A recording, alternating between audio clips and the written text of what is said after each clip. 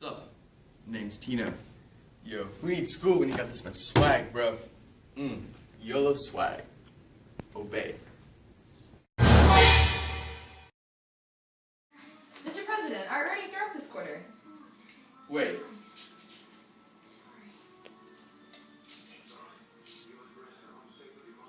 You sure?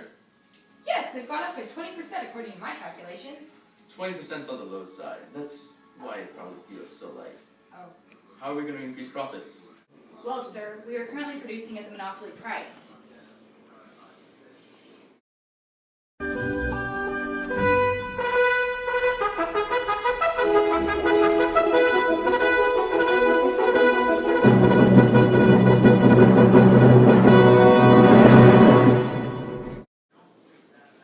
This is where we're currently producing. And this right here is our economic profit. But if we can begin price discriminating, which is where we charge everybody the maximum price they're willing to pay, we will increase our economic profits and include this area in it.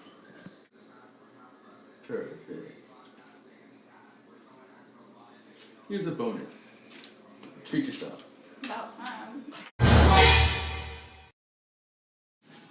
I need to see the CEO ASAP. Excuse me, ma'am, this is a restricted area. We're I in a don't- meeting. I don't care. The HATRACK disease is spreading like wildfire. I need you to lower your prices to the socially optimal price.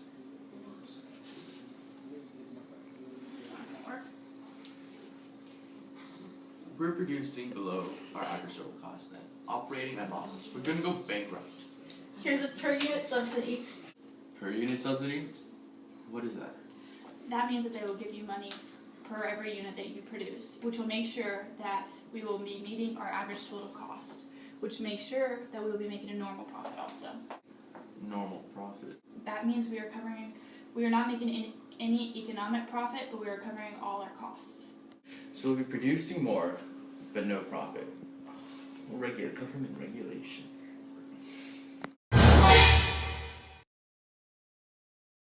Go. Wait. We need increased security and cement walls around this building. Why? Because we need barriers to entry. Barriers of entry are obstacles that prevent new firms from entering the industry. In our case, we have patents, which prevent new firms from entering our industry, protecting our vaccine. Now that the government official's gone, what's going on? She's telling us to charge at the socially optimal price. And what is that in comparison to the price we're already charging? Well, the socially optimal price is when price equals marginal cost, which is below our average total cost, which will result in losses, in our case. Okay, and then this fair return price? Yes, the fair return price is where we break even. See, this is where the government wants us to charge, where they put the price ceiling. Yet, if we were able to charge here, where our average total cost equals our demand and price, then we'd be breaking even. We would be able to cover all our variable costs and all our fixed costs. But we will not be making any profit. Okay, and the reason we can't charge at the fair return price is because the government set a price ceiling at the socially optimal price. Yes. I want this company to go green. Let's become a national monopoly. That's not what a national monopoly is. A national monopoly is actually very rare. It is when the average total cost is minimized by one firm producing the good. And that's when it's most efficient. Oh. What you should be worried about is X inefficiency. We'll show you quickly. So X inefficiency occurs when this is going to be the average total cost curve right here.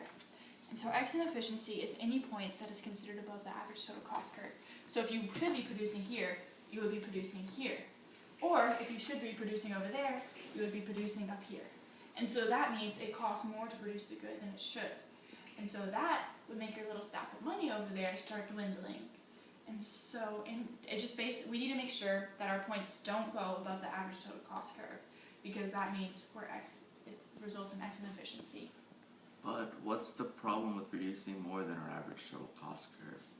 It means we're inefficient and that it costs more to produce the good than it should, which makes our profits less. Okay. So inspecting my nurse's report, She believes that you are suffering from HATRACK disease, so I'm just going to have to verify that with a few simple diagnosis questions. So, what is the fundamental problem of economics?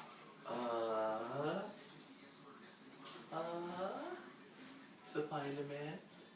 So it is indeed true that the patient is suffering from HATRACK disease, but with this cure, developed by Company X, the patient will no longer have to be stupid. Ow! So, now let's record the results of the patient. On what point on a production possibility curve are you operating efficiently? Any point on the curve. He's cured! Okay, I apologize for my earlier foolish behavior. Turns out I had HATRACK disease. Luckily our company had the cure. So, here we go. Our segment of R&D. So what happens is, for the entire market, it's displayed on an inverted U curve based on the inverted U theory. Which means that as more competitors enter the market, the R&D expenditures as a percentage of sales decreases. And when there's less competition in the market, it also decreases, forming a U shape. The max is at 50% concentration rate of the four firm, which means that it's based on oligopolies. So basically, when 4 firms control half of the R&D, then that's the highest percentage of sales as R&D expenditures. So for us as a monopoly, we go down through the less competition side, and we end up at having 100% concentration ratio of R&D. And we have the most monopoly profits and almost zero R&D expenditures cutting into our sales. But we have to be careful, because that usually makes other monopolies very lazy. But not this one. We need to keep innovation going. So that way, we don't end up following Joseph Schumpeter's theory of creative destruction, where over time, we get lazy, new technology comes around, and the monopoly dies. We need to reinvent ourselves and keep holding this market share.